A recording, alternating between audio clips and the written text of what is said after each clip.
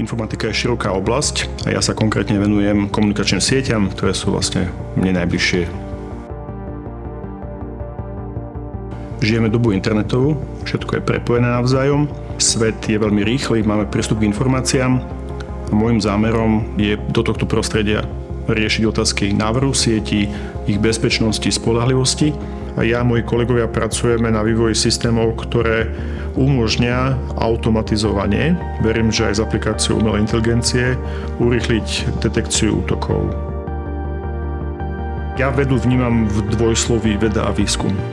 Výskum predpokladá, že musíte byť na špici v aktuálnom poznaní svetovom, vedieť aplikovať tie vedomosti kreatívne a prinášať nové veci. Považujem pedagogiku za tvrdý biznis. Ten človek musí byť odborník a je to práca, ktorá sa nevypína.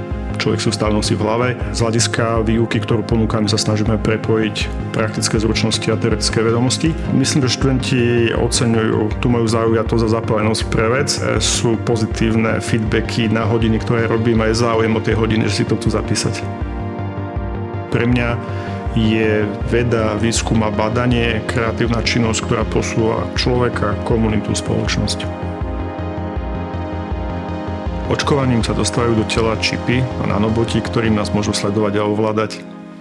Keď som toto nedávno počul, tak to bol pre mňa dôkaz, že čas vrátiť sa do školy a viacej sa učiť.